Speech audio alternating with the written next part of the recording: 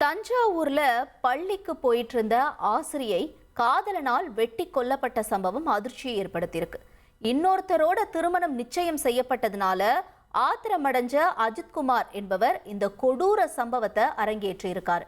பதற வைக்கும் சம்பவத்தின் பின்னணிய ஸ்பாட்ல இருந்தே வழங்க இணைஞ்சிருக்காரு செய்தியாளர் சையத் மௌலானா. வணக்கம். என்ன நிகழ்ந்தது? இந்த கொலை செய்யப்பட்ட நபர் தரப்புல இருந்து என்ன வாக்குமூலம் அளிக்கப்பட்டிருக்கு? மேலும் விவரங்களை பதிவு செய்யுங்க.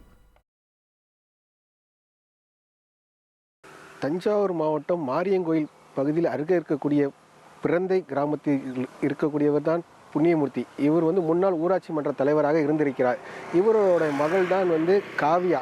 இவர் ஆலக்குடி கிராமத்தில் இருக்கக்கூடிய அரசு பள்ளியில் தற்காலிக ஆசிரியராக பணிபுரிந்து வருகிறார். இந்த நிலையில் பார்த்தீங்கன்னா காவியாவுக்கும் கள்ளக்குடியைச் சேர்ந்த அஜித்குமார் என்பவரும் பல ஆண்டுகளாக காதலித்து வந்திருக்கின்றனர். இவர்கள் இருவரும் நீண்ட நாட்களாகவும் நெருங்கி பழகி இருந்த நிலையில் திடீரென காவியாவிற்கு உறவினர்கள் வேறொருவருடன் நிச்சயதார்த்தம் 4 நாட்களுக்கு முன்பு தான் நடத்தியிருக்கிறார்கள்.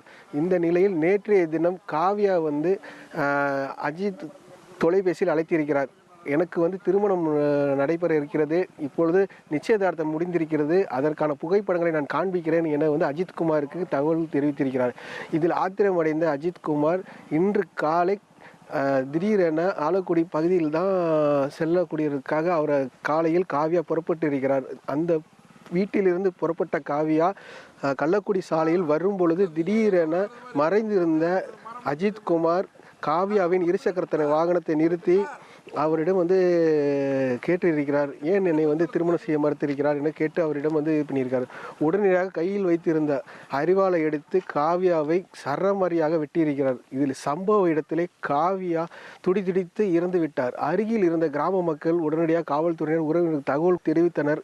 உடனடியாக வந்த காவல்துறையினர் உடனடியாக பிரேத பரிசோதனைக்காக காவியா உடலை தஞ்சை மருத்துவக் கல்லூரி மருத்துவமனைக்கு அனுப்பி வைத்தனர். அஜித்குமாரை உடனடியாக காவல்துறையினர் அப்பகுதியிலேயே பிடித்து விட்டனர். அவரிடம் அம்மாப்பேட்டை காவல்துறையில் வச்சு விசாரணை என்பது நடைபெற்று வருகிறது. கிராம பகுதியில் காதல் பிரச்சனையில் ஒரு ஆசிரியர் கொலை செய்யப்பட்ட சம்பவம் மிகப்பெரிய ஒரு சோகத்தை ஏற்படுத்தி இருக்கிறது. நேரடி கள விவரங்களுக்கு நன்றி சையத்.